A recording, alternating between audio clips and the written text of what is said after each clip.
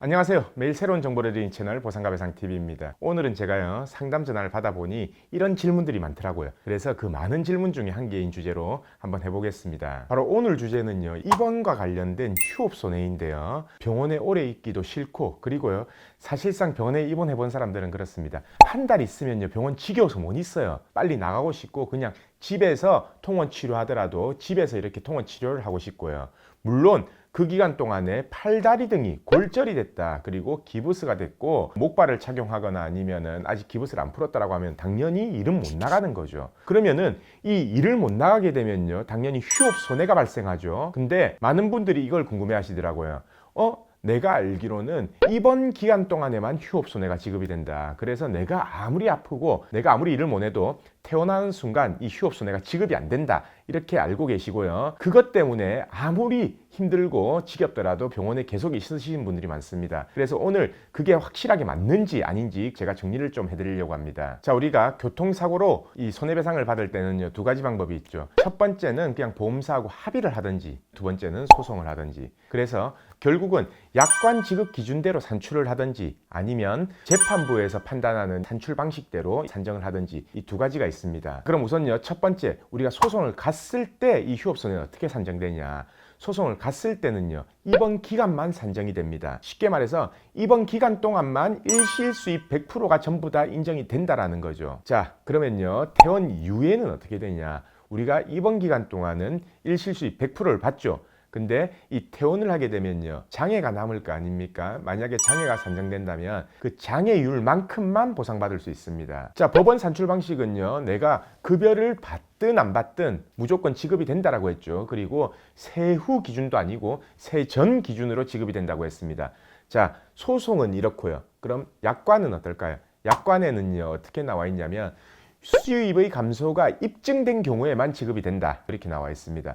예를 들어서요 수입이 감소가 입증이 안 된다, 그러면은 입원해 있다고 하더라도 휴업손해를 지급 안 하겠다라는 거죠. 쉽게 말하면 대기업이나 공무원 같은 경우에는요 우리가 병가로 입원을 해 있어도 급여는 지급이 되거든요. 그럼 약관에서는 지급을 안 하겠다라는 겁니다. 근데요 이 두 가지밖에 없을까요? 예외사항 없을까요? 당연히 있습니다. 있기 때문에 제가 오늘 이 방송을 통해서 이야기를 해드리는 거고요. 어떤 경우에 예외사항이 생기냐면요, 만약에 사고가 났어요. 근데 퇴원을 했습니다.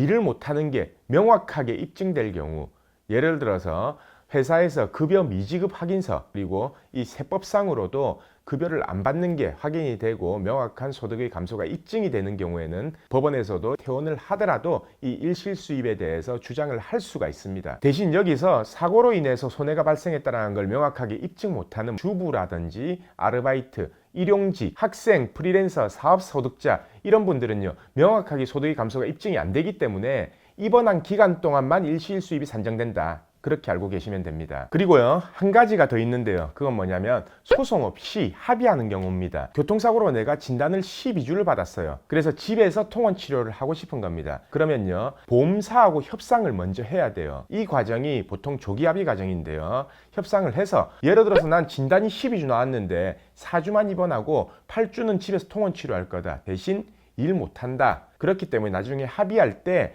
만약에 12주에 대한 거를 전부 다 산정을 해준다면 나는 지금 퇴원하고 통원 치료하겠다, 이런 의사를 보험사한테 전달을 하고요 보험사의 확답을 받아 놓으시면 됩니다. 보험사 입장에서는요 솔직히 더 좋거든요.